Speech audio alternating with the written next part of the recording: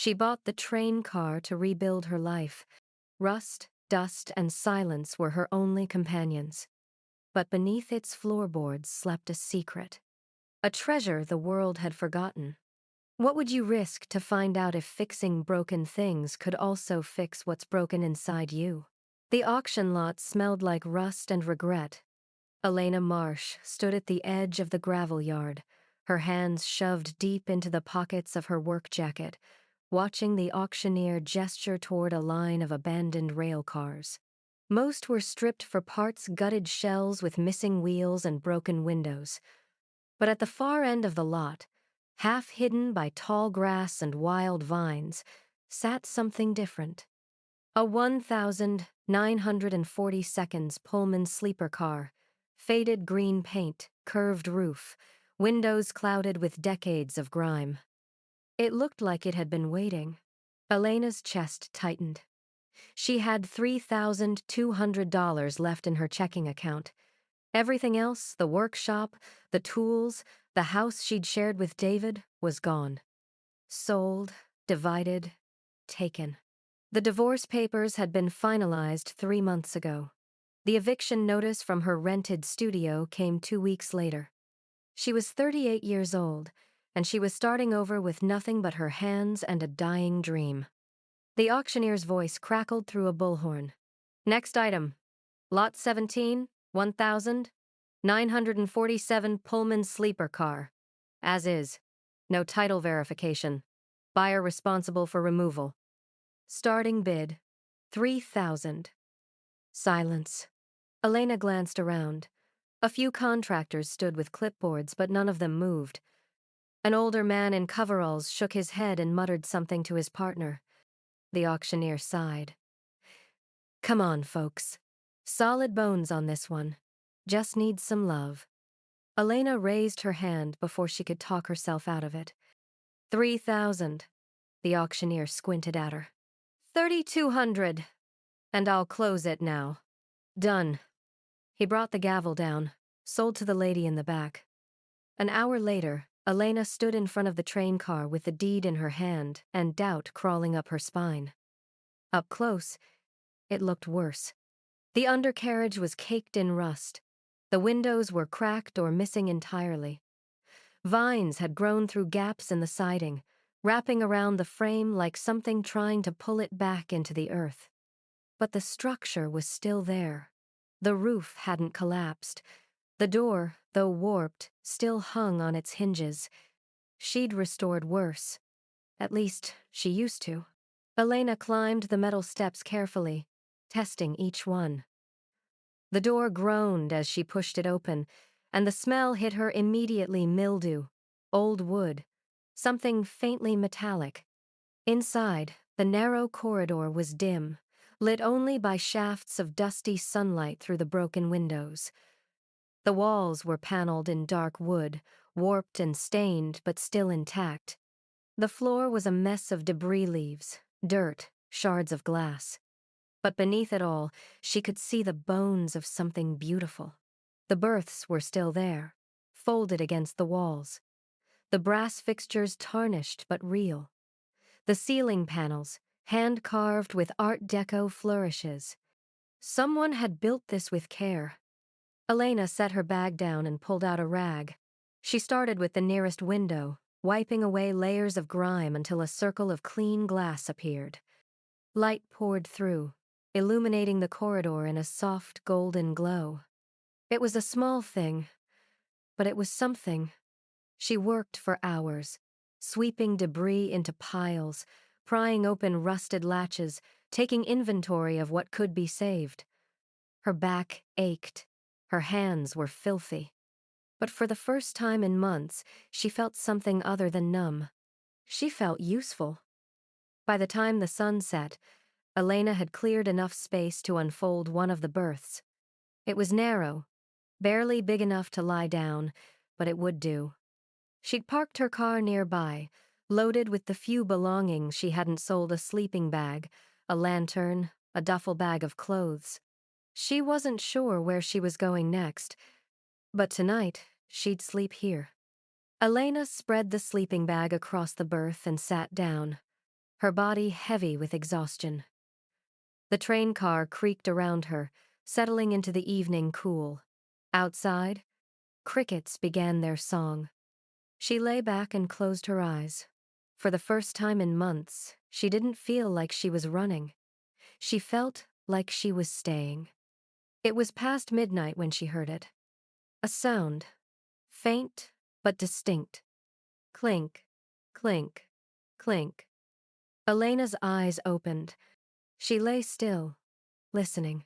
The noise came again, not from outside, but from beneath her, beneath the floorboards. Not the creak of old metal settling. Not the wind. Something deliberate, rhythmic, like something shifting or waiting. Elena sat up slowly, her pulse quickening. She pressed her ear against the floor. Clink, and then silence. Morning came cold and bright. Elena woke to the sound of birds and the distant rumble of a freight train passing somewhere beyond the rail yard. Her body ached from sleeping on the narrow berth, but she felt something she hadn't in months awake. She brewed coffee on a camp stove outside the train car, watching steam rise into the clear sky. The rail yard stretched around her, quiet except for the wind moving through tall grass. A few other derelict cars sat rusting in the distance, forgotten by everyone but time. But this one was hers. She climbed back inside with her tools and got to work. The first days were brutal. Elena stripped away layers of grime, sanded rust from metal fittings, pried loose rotted wood. Her hands blistered, her shoulders burned. But with every piece she removed, something beautiful emerged. Beneath decades of neglect, the train car had been built with care. The wall panels were solid mahogany, hand-fitted with precision joints.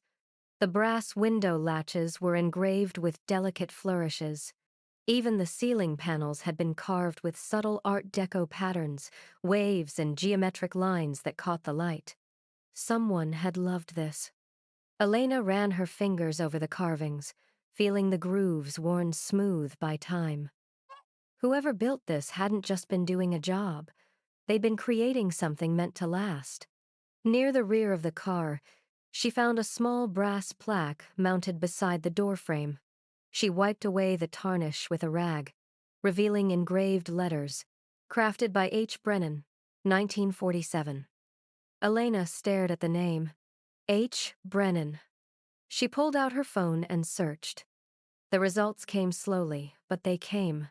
Henry Brennan, master railcar craftsman, born 1910, worked for Pullman Standard in the 1942nd, known for his meticulous attention to detail and innovative designs. He'd built luxury sleeper cars for cross-country lines, cars that carried businessmen, honeymooners, soldiers coming home. But in 1952, he disappeared. No body, no explanation, just rumors. Some said he'd walked away from the industry after a dispute with management.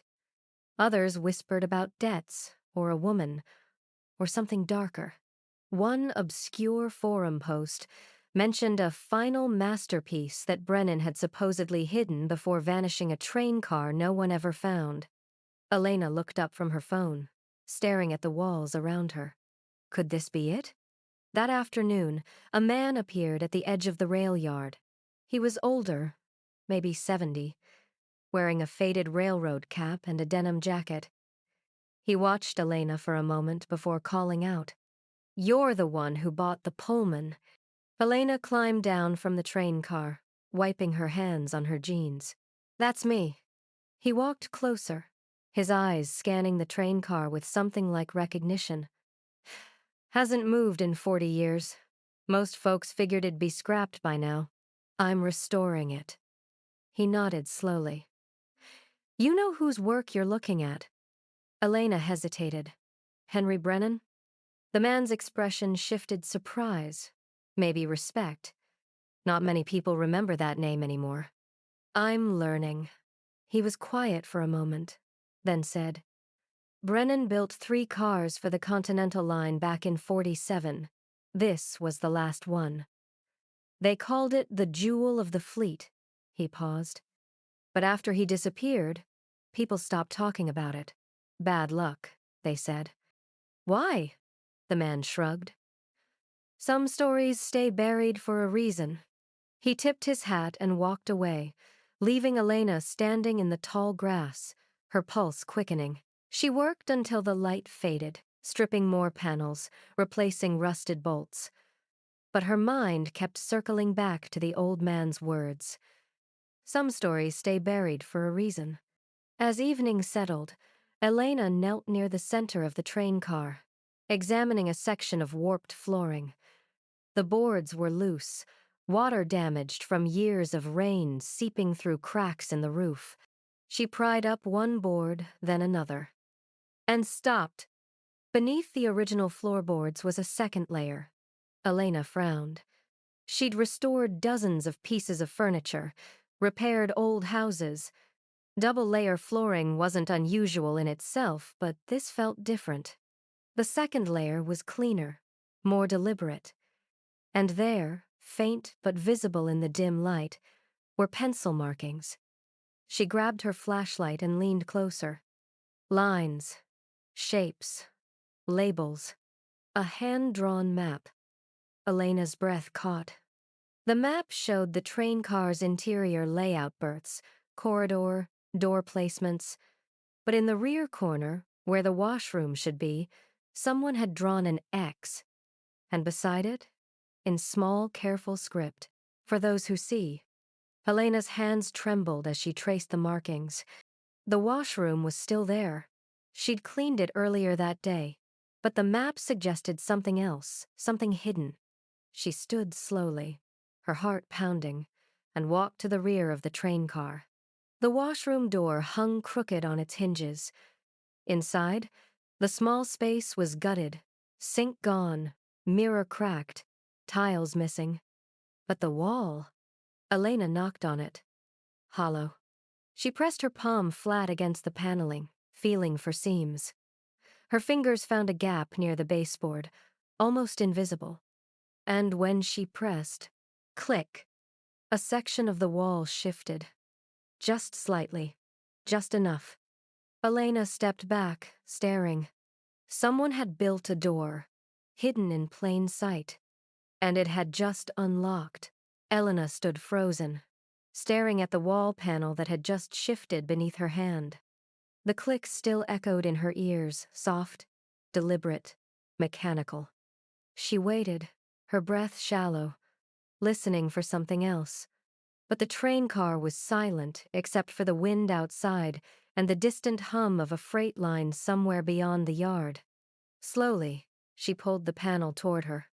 It came away easily, revealing a narrow cavity behind the wall no more than 6 inches deep, running vertically from floor to ceiling. The space was clean, deliberately constructed, not structural, not accidental, a hiding place. Elena's pulse quickened. She reached for her flashlight and shone it into the gap. Inside, wrapped in oilcloth and tied with twine, was a bundle. She pulled it out carefully, her hands trembling. The cloth was brittle with age but intact. She untied the twine and unwrapped the layers. A leather-bound journal, thick, worn, the cover embossed with initials H.B. Elena sat down on the floor, cradling the journal in her lap. She opened it. The first page was dated the 3rd of April, 1947. Today I begin the last car. They don't know what I'm building. They think it's just another sleeper for the Continental Line. But this one is different. This one is mine. Elena turned the page. Sketches filled the margins, detailed drawings of joinery, panel construction, brass fittings. Notes in tight, careful handwriting described materials, measurements, techniques. But it was the tone that caught her, the reverence. A train car should be more than transport. It should be a refuge, a place where beauty meets function, where craftsmanship speaks louder than speed. Elena's throat tightened. She'd felt that way once, about furniture, about restoration, about the belief that making something beautiful mattered, even if no one else saw it. She kept reading. The entries spanned months. Brennan documented every step of the build, the selection of wood, the carving of panels, the installation of fixtures. But as the months passed, the tone shifted. The 18th of May, 1947. They want me to cut corners, use cheaper materials, faster methods. They don't understand. This isn't just a job. This is legacy. The 2nd of August, 1947. I've hidden something in the car. A gift for those who see beauty in broken things. Those who take the time to look. Elena's pulse quickened. She flipped forward. The 10th of November, 1947. The car is finished. But I won't let them take it. Not yet. There's one more thing to do. And then, near the end, an entry that made her hands go cold. The 14th of March, 1952. They're coming for me. I've refused their offer, and now they'll try to take what isn't theirs. If you're reading this, you've found the first door, but the real secret isn't in the walls. It's in the grain. Press where the wood remembers. The final page was a drawing. A detailed sketch of a wooden panel, ornate, hand-carved, with a specific pattern of grain and knots. Beneath it, an instruction. The headboard, Sleeper Berth 2. Press the second knot from the left. Elena stared at the drawing, her mind racing. The headboard. She knew exactly where it was. She stood quickly, the journal still in her hands, and moved to the second sleeper berth near the front of the train car. The berth was folded against the wall, its wooden headboard covered in decades of varnish and grime. But beneath the dirt, she could see the carving's intricate, geometric patterns that matched the sketch in the journal. Elena set the journal down and ran her fingers over the wood, feeling the grain, the knots, the subtle ridges. There, a knot. Smooth, worn, almost imperceptible. She pressed it. Nothing. She pressed harder and felt it give. A soft click, a shift in the wood. And then a section of the headboard slid inward, revealing a narrow compartment hidden behind the decorative panel. Elena's breath stopped. Inside, wrapped in cloth and carefully preserved, were objects. Small, deliberate, protected. She reached in slowly, her hands shaking, and pulled out the first bundle. Unwrapped it, and gasped. It was a miniature sculpture, no bigger than her palm. Carved from wood with breathtaking detail, a perfect replica of the Statue of Liberty. Every fold of the robe, every spike of the crown rendered with precision. Elena stared at it, her chest tight. This wasn't just craftsmanship. This was art. She reached into the compartment again. Another bundle, another sculpture. The Golden Gate Bridge, Mount Rushmore, the Capitol building. One by one, she pulled them out, laying them carefully on the floor. 47 in total. Each one a masterpiece. Elena sat back, her hands pressed to her mouth, tears blurring her vision. Henry Brennan hadn't just built a train car. He'd built a gallery, a hidden treasure, a legacy meant for someone who would see it. And she had found it. But as she stared at the sculptures, a new question formed. Why hide them? What had Brennan been running from? And what happened to him 2 days after he wrote that final entry? Elena picked up the journal again, flipping to the last page, and saw something she'd missed before. A sealed envelope, tucked into the back cover. Addressed simply, "To whoever finds this." Elena's fingers trembled as she traced the wood grain on the headboard. The second knot from the left, just as the journal had described. She pressed. Nothing. She pressed harder, feeling the wood give slightly beneath her palm. And then, click. A soft, mechanical sound. Old springs releasing. Wood shifting against wood. Elena stepped back as a section of the headboard slid inward, revealing a narrow compartment hidden behind the decorative panel. Her breath caught. The space was small, no more than a foot deep, but it had been carefully constructed. The interior was lined with thin metal, and along the top, she could see the remnants of a climate control mechanism. Copper tubing, small vents, a battery-powered motor that had long since died but had clearly once regulated temperature and humidity. Someone had gone to extraordinary lengths to preserve whatever was inside. Elena reached for her flashlight and shone it into the compartment.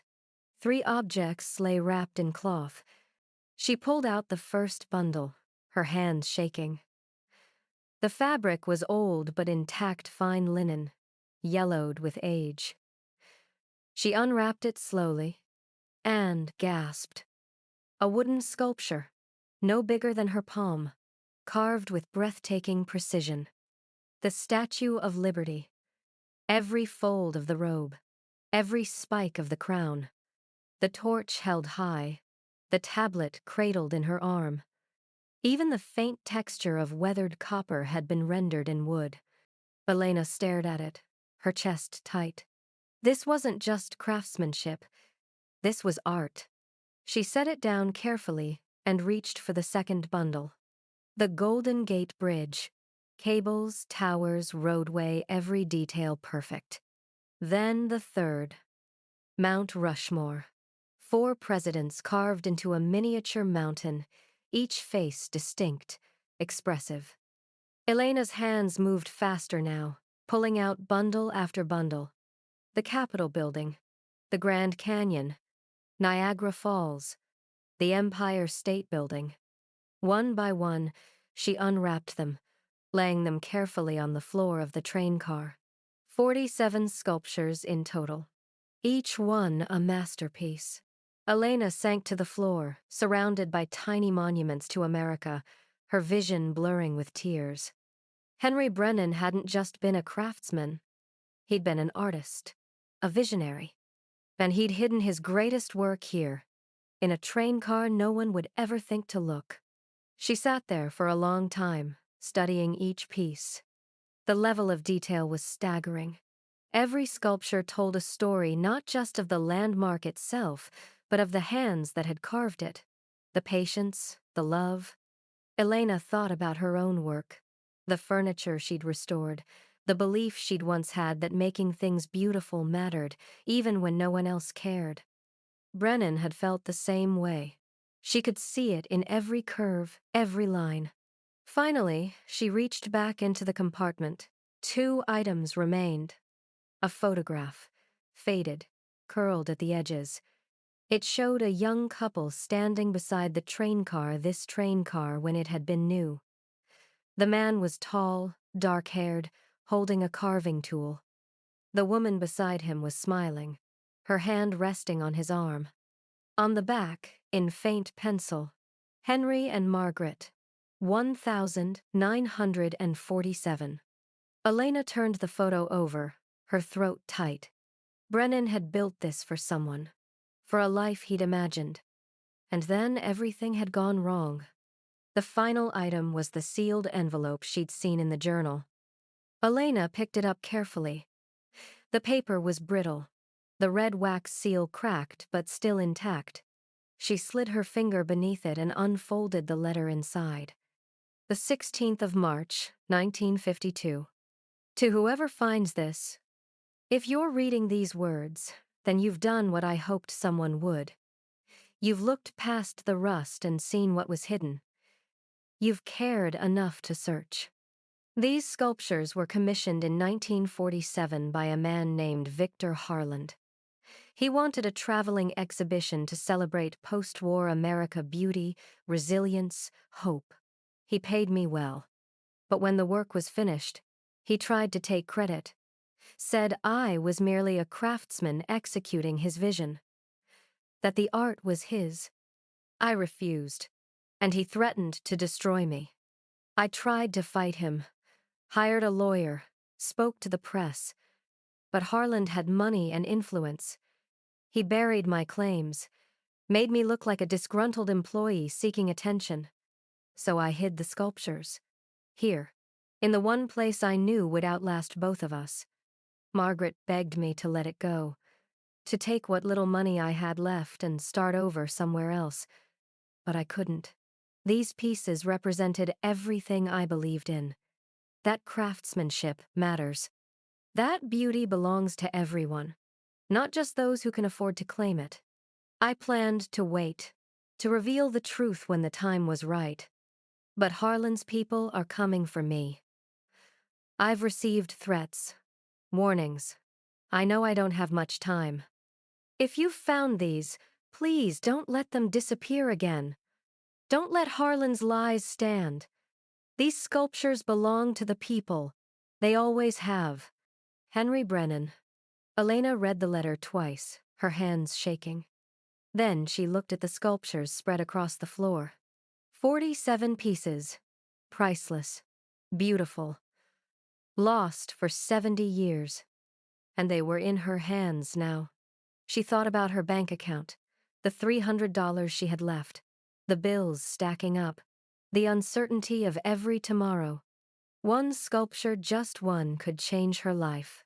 But Brennan's words echoed in her mind. These belong to the people. Elena closed her eyes, pressing the letter against her chest. Outside, the wind picked up, rattling the train car's windows. And somewhere in the distance, she heard the sound of tires on gravel. A car, coming closer. Elena's eyes snapped open. No one came to the rail yard at night. She stood quickly, moving to the window. Headlights swept across the abandoned tracks. A black sedan, pulling to a stop near her train car. A man stepped out. Suit, briefcase. He looked directly at the train car and smiled. Elena didn't move when the car door slammed. She stood frozen in the train car, staring through the window as the man in the suit walked toward her. His footsteps crunched on gravel, deliberate, unhurried. He stopped at the base of the train car steps. "Miss Marsh?" His voice was smooth, professional. "My name is Richard Caldwell. I represent the Harland Foundation." Elena's throat went dry. She stepped to the door but didn't open it. "How do you know my name?" Word travels in small communities, especially when someone buys a historic rail car. He smiled, but it didn't reach his eyes. "I'd like to discuss something with you. May I come in?" "I'm busy." "I'll be brief." His tone sharpened slightly. "We've been searching for this train car for a very long time, Miss Marsh. And we're prepared to make you a generous offer for anything you might have found inside." Elena's pulse hammered. "I don't know what you're talking about." Caldwell's expression didn't change. "Henry Brennan hid something that belongs to the Harland estate. If you found it, I suggest you let us handle it. Quietly. Before this becomes complicated." He handed her a business card through the cracked door. "Call me when you're ready to talk." Then he walked back to his car and drove away, leaving Elena standing alone in the dark. She didn't sleep that night. Elena sat on the floor of the train car, surrounded by the sculptures. Brennan's letter clutched in her hand. "They're watching," she thought. "They've always been watching." At dawn, she wrapped the sculptures carefully and hid them in the compartment again. Then she drove to the nearest library. She needed answers. Needed to know if what Brennan had written was true. The librarian helped her access archived newspapers, rail company records, legal documents. And Elena found it all. Articles from 1947 announcing the commission. Victor Harlan's name prominently featured. Henry Brennan mentioned once, briefly, as the craftsman. Then, in 1952, silence. No announcement of the exhibition, no mention of the sculptures, just a small article buried on page 8. Local craftsman missing after dispute. Henry Brennan, 42, has been reported missing following a legal dispute with art patron Victor Harland. Authorities are investigating. No follow-up, no resolution. Elena's hands shook as she read. Brennan had disappeared, and no one had cared enough to keep looking. That afternoon, Elena made 2 phone calls. The first was to an art historian at the State University.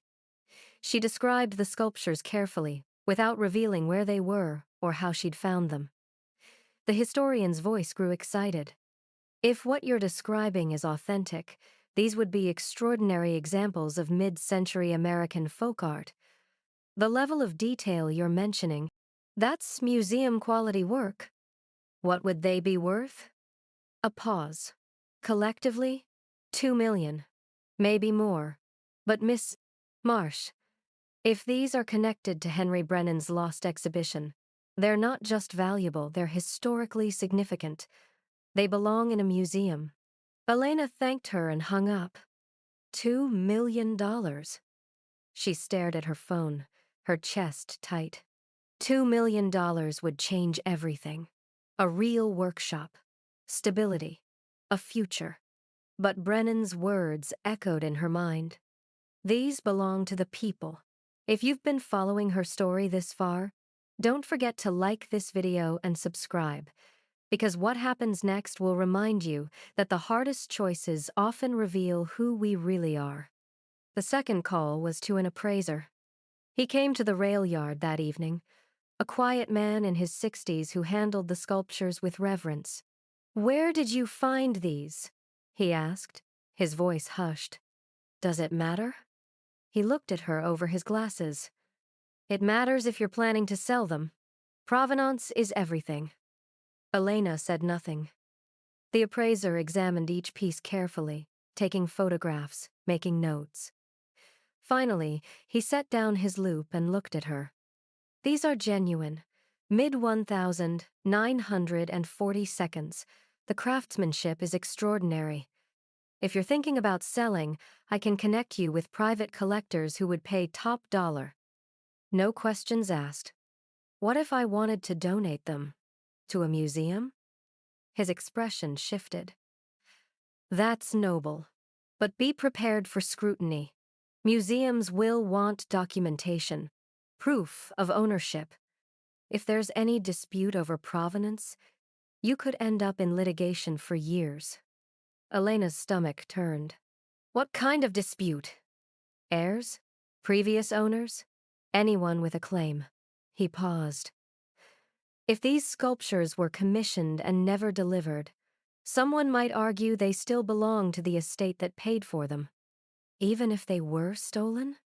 Proving theft 70 years later?" He shook his head. "That's a legal nightmare." After he left, Elena sat in the train car, staring at the sculptures. She could sell one. Just one. Walk away with enough money to breathe again. But if she did, the rest would disappear, scattered into private collections, lost again. And Brennan's sacrifice would mean nothing. The knock came 3 days later. Elena had been working on the train car, trying to lose herself in the restoration, sanding, painting, anything to quiet her mind. She opened the door to find Richard Caldwell standing there again. This time, he wasn't alone. A woman stood beside him, older, expensively dressed, her expression cold. "Miss Marsh," Caldwell said. "This is Victoria Harland, Victor Harland's granddaughter." Elena's blood went cold. Victoria stepped forward. "I understand you found something that belongs to my family. I don't know what you're talking about." "Don't play games." Victoria's voice was sharp. "My grandfather commissioned those sculptures, paid for them. They belong to the Harland estate. Your grandfather tried to steal credit for them." "That's a lie." Victoria's eyes flashed. "Henry Brennan was a disgruntled employee who tried to extort my grandfather. He hid those sculptures out of spite." Elena felt rage rise in her chest. "That's not what happened." "Can you prove it?" Caldwell cut in smoothly. "Because we have contracts, documentation, a paper trail that shows the Harland estate paid for those sculptures. If you try to claim them, we'll sue. And we'll win. Elena's hands clenched. Brennan left a letter. A letter? Victoria laughed. From a man who disappeared 70 years ago? That won't hold up in court. Caldwell pulled an envelope from his briefcase. We're prepared to offer you $500,000. Cash. You walk away. We take the sculptures. No one needs to know they were ever found. Elena stared at the envelope. 500,000. It would solve everything, but it would also bury the truth. Henry Brennan couldn't win this fight, Victoria said quietly. What makes you think you can? Elena looked at her, then at Caldwell, then at the envelope in his hand. And she thought about Brennan, about Margaret, about a man who'd sacrificed everything to protect something he believed in. Get off my property. Victoria's expression hardened. You're making a mistake. Maybe, but it's mine to make. After they left, Elena sat on the train car steps, her hands shaking.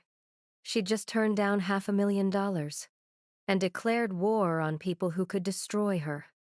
She pulled out her phone and dialed the one number she hadn't tried yet. The Smithsonian's American Folk Art Division. A woman answered. This is Dr. Sarah Okoye. How can I help you? Elena took a breath. My name is Elena Marsh, and I think I found something you've been looking for. Dr. Sarah Okoye arrived 3 days later. She was younger than Elena expected, mid-40s, with warm eyes and a no-nonsense demeanor. She examined each sculpture carefully, photographing them from every angle, taking notes in a leather journal. These are extraordinary, she said finally. The level of detail, the historical significance. She looked at Elena. If we can authenticate the provenance, this could be one of the most important folk art discoveries in decades. Elena's chest tightened. What does that mean? Authentication? We'll need documentation. Letters, contracts, anything tying these sculptures to Henry Brennan and the original commission. And we'll need to build a case for why they should enter public trust rather than return to the Harland estate. Can we do that? Sarah's expression was honest. It won't be easy. The Harland Foundation has resources, lawyers, influence. She paused. But you have something they don't. You have the truth, and sometimes that's enough. The attorney came next. Pro bono, recommended by Sarah, a woman named Teresa Valdez who specialized in cultural heritage law. She sat in the train car, reviewing Brennan's letter, the photographs, the newspaper clippings Elena had gathered. Under the abandoned property doctrine, you have a legitimate claim to these sculptures, Teresa said. But the Harland Foundation will argue that the original commission contract gives them ownership. It'll come down to proving Brennan's intent that he hid the sculptures to protect them from theft, not to keep them for himself. How do we prove that? His letter helps. The fact that he never tried to sell them. And if we can find anyone who knew Brennan, who can testify to his character. Teresa looked at Elena. But you need to understand this will be public. The moment you donate these to the Smithsonian, the story goes viral. Your life changes. Are you ready for that? Elena thought about the train car, the restoration, the quiet mornings with coffee and the sound of wind through the rail yard. I don't know, she said honestly, but I know I can't keep them. That night, Elena's phone rang. David, her ex-husband. She almost didn't answer. I heard you bought a train car, he said without preamble. Elena, what are you doing? Starting over. In a rail yard? Alone? His voice softened. Come on, you're better than this. Elena closed her eyes. What do you want, David? I heard something else, that you found something valuable. Is that true? She didn't answer. Elena, if you've found something worth money, take it. Sell it. Get yourself out of this mess. You don't owe anyone anything. I owe myself something, she said quietly. I owe it to myself to do this right. And what does that get you? Satisfaction? Integrity? His laugh was bitter. You can't eat integrity, Elena. She hung up. The days that followed were the hardest. Elena worked on the train car from dawn until dark, sanding, painting, restoring, trying to lose herself in the rhythm of the work. But at night, alone, the weight of the decision pressed down on her. She could still call Caldwell, take the money, walk away. No one would know. No one would blame her. But every time she thought about it, she remembered Brennan's letter. These belonged to the people. And she thought about Margaret, about the photograph, about a woman who'd watched her husband sacrifice everything for something he believed in. Had it been worth it? Elena didn't know. But she knew that if she took the money, she'd spend the rest of her life wondering who she could have been. If you've been following her story this far, don't forget to like this video and subscribe, because what happens next will show you that sometimes the most valuable treasures aren't the ones we keep, but the ones we give away. 2 weeks later, Elena signed the donation agreement. The sculptures would go to the Smithsonian, displayed as the Brennan Collection, Art for the People. Full credit given to Henry Brennan, his story told alongside the art. Sarah hugged her. You're doing the right thing. Elena nodded, her throat tight. But she didn't feel victorious. She felt exhausted, terrified, uncertain. The press release went out the next day, and the world descended. News vans, journalists, cameras everywhere. Miss Marsh, how did you find the sculptures? What made you decide to donate them instead of selling? Do you have any comment on the Harland Foundation's statement? Elena stood in front of the train car, blinking in the camera lights, trying to answer questions she didn't have words for. The coverage was relentless. Articles, interviews, social media exploding with debates about ownership, legacy, the ethics of art. Some people called her a hero. Others called her a fool. The Harland Foundation issued a statement claiming the sculptures were still legally theirs and threatening litigation. But Elena had expected that. What she hadn't expected was the letter. It arrived 3 days after the news broke. Handwritten, postmarked from Vermont. Dear Miss Marsh, my name is Margaret Brennan Holloway. I'm Henry Brennan's granddaughter.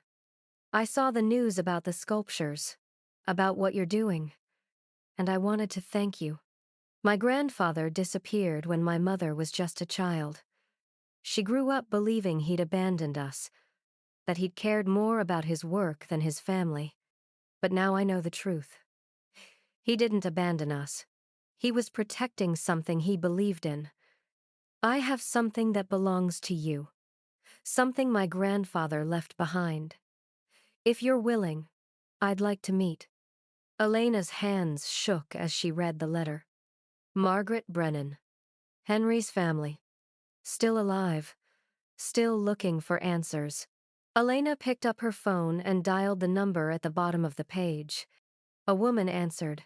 Her voice was soft, careful. Miss Holloway? Elena said. This is Elena Marsh. There was a pause. Then, quietly. Thank you for calling, and thank you for what you're doing. My grandfather would have been proud. Elena's throat tightened. Can we meet? Yes. I think it's time you knew the rest of the story. Margaret Brennan Holloway arrived on a quiet morning, driving a faded blue sedan. She was 73, with silver hair pulled back in a simple bun and hands marked by years of work. When Elena opened the train car door, Margaret looked up at the old Pullman with tears in her eyes. I never thought I'd see it again, she whispered. Elena helped her up the steps. You've been here before? Once, when I was 4. Margaret touched the wall gently. My grandfather brought me. Let me run through the corridors while he worked. I thought it was magic, a train car that never moved but felt like it was always going somewhere. They sat in the sleeper berth, side by side. Margaret pulled an envelope from her bag. Yellowed, sealed with wax. My grandfather left this with my mother before he disappeared. He made her promise if anyone ever found the sculptures, we had to give them this. Elena took the envelope carefully. What happened to him? Margaret's expression was soft, sad. He didn't die in 1952. He fled, changed his name, lived in a small town in Vermont for 30 more years, working as a carpenter. She paused. He never spoke publicly about the sculptures, never tried to reclaim them. He was too afraid of what Harlan's people might do. But he told you? On his deathbed, 1982, he made me promise to watch for the train car, to watch for someone who might care enough to look. Margaret smiled through tears. And here you are. Elena opened the envelope. The letter inside was in Brennan's handwriting. Steady, kind. To whoever finds this, if you're reading these words, then you've done what I hoped someone would. You've looked past the rust and seen the beauty beneath. You've cared enough to search, to restore, to understand. I hid those sculptures to protect them. But I also hid them because I believed that one day someone like you would find them. Someone who knows what it means to fix broken things. Who understands that restoration isn't just about objects, it's about belief, about hope. I bought this train car in 1950, paid for it outright, never sold it. I wanted it to outlast me, to wait for the right person. The deed is yours now, legally, fully. This train belongs to you, not because you found treasure inside it, but because you saw what it could be. The train was always meant to carry dreams forward. Now it's your turn. Thank you for restoring what I couldn't. And thank you for restoring me. Henry Brennan. Elena's hands shook. He bought the train car? Margaret nodded. The deed's in there. Notarized. Legal. It's been held in trust all these years, waiting for someone to claim it through purchase at auction. She smiled. You didn't just buy a wreck, Elena. You bought a legacy. Elena stared at the deed, at the signature, at the proof that everything she'd done had been meant to happen. I don't understand, she whispered. Why me? Because you're like him, Margaret said simply. You see broken things and believe they can be beautiful again. 2 months later, the Smithsonian opened the Brennan collection. The sculptures were displayed in a gallery built to look like a train car, wood paneling, brass fixtures, the feeling of movement even while standing still. Elena stood in the crowd, watching people move through the space. Children, families, artists, all of them marveling at the tiny monuments to America, carved by hands that had refused to let beauty be stolen. Dr. Sarah Okoye found her. The response has been overwhelming. We've had over 10,000 visitors in the first week. Elena nodded, her throat tight. And the Harlan Foundation? Sarah's smile was grim. They dropped the lawsuit. Public opinion turned against them. Turns out people don't like wealthy families trying to silence artists. She paused. You did it, Elena. You won. But Elena didn't feel like she'd won anything. She felt like she'd finally let go. The Smithsonian's offer came a week later. They wanted to fund the full restoration of the train car, turn it into a mobile exhibition space. The Brennan collection would travel the country, stopping in small towns and cities, allowing people who would never visit Washington to see Henry's work. And they wanted Elena to oversee it, to restore the train car, to travel with it, to tell the story. You'd be paid, Sarah explained. Salary, travel expenses, everything covered. And the train would be yours legally, permanently. A gift from the museum to honor what you've done. Elena stood in the train car, running her hand along the paneling she'd sanded, the windows she'd replaced, the floors she'd restored board by board. "I don't know if I can," she said quietly. "Why not?" "Because I'm not special. I'm just someone who needed a place to start over." Sarah smiled. "That's exactly why you should do it. Because you understand what it means to be broken, and you know how to fix things." That night, Elena worked late, finishing the last details of the restoration. She was installing the final piece, a polished brass plaque to replace the old builder's plaque, when she noticed something. Beneath where the old plaque had been, carved into the wood, was a message. Faint, almost invisible, but there. "For those who restore broken things, thank you for restoring me." Elena sat down hard, tears streaming down her face. Henry Brennan had left this 70 years ago. For her, for whoever found it. A thank you across time. She pressed her palm against the words, feeling the grain of the wood, the love carved into every surface. And she understood. This wasn't just about sculptures, or legacy, or doing what was right. It was about belief. The belief that broken things could be beautiful again. That someone, somewhere, would care enough to look. Elena stood, wiping her eyes. She had a train to restore, and a country to show that sometimes the most valuable things aren't what we keep, but what we choose to share. 1 year later, the train car rolled into a small town in Montana. Elena stood on the platform as families gathered. Children pressed their faces against the windows, and the afternoon sun painted everything gold. The Pullman sleeper car gleamed, polished wood, brass fittings catching light. Every panel restored, every detail honored. Inside, the Brennan collection weighted 47 tiny monuments to America, each one a testament to hands that had refused to let beauty be stolen. Elena climbed down and opened the doors. "Welcome," she said to the first family, a mother and daughter holding hands. The girl's eyes went wide. "Is this really a train?" "It is, and it's traveled a long way to meet you." The tour had been going for 6 months now.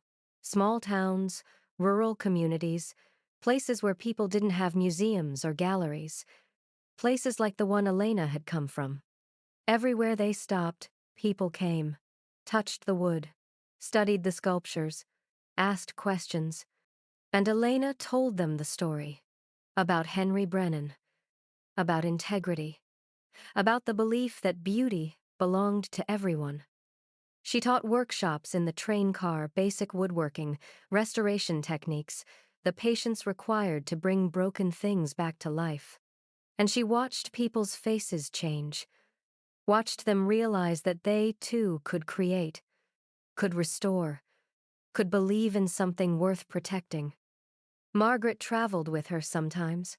The older woman would sit in the sleeper berth, telling stories about her grandfather, his laugh, his stubbornness, the way he'd hum while he worked. "He would have loved this," Margaret said one evening, watching Elena sand a section of paneling that had warped during travel. Seeing his work shared like this. Elena paused, running her hand over the wood. "I think he knew. I think he always believed someone would." Margaret smiled. And he was right. They sat in comfortable silence, listening to the wind outside. 2 women, 2 generations, connected by a man who died before either of them had truly known him. But they knew him now. Through the work, through the legacy, through the train car that refused to stay still. That autumn, Elena stood on the observation platform as the train rolled through the countryside.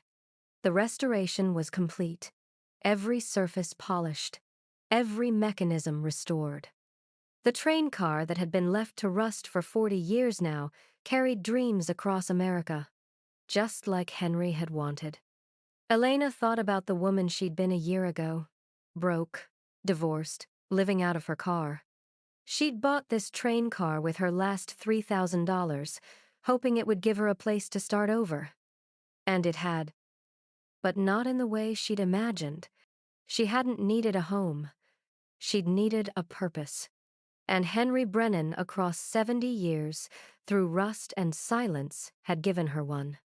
The train's whistle sounded. Long, mournful, beautiful. Elena smiled. She thought about all the broken things she'd restored. The furniture, the train car, the sculptures. And she realized they'd all been restoring her. Piece by piece, panel by panel, until she was whole again. The landscape blurred past fields turning gold, mountains rising in the distance, small towns with lights just beginning to flicker on. And Elena understood something Henry Brennan had known all along. Some journeys never truly end. They just find new tracks to follow. The sculptures were worth millions. But what Elena found in that train car wasn't wealth, it was purpose. She learned that true value isn't measured in dollars, but in the meaning we create and the legacies we honor. Some treasures are meant to be kept, others are meant to be shared. The difference between the two defines not what we have, but who we become.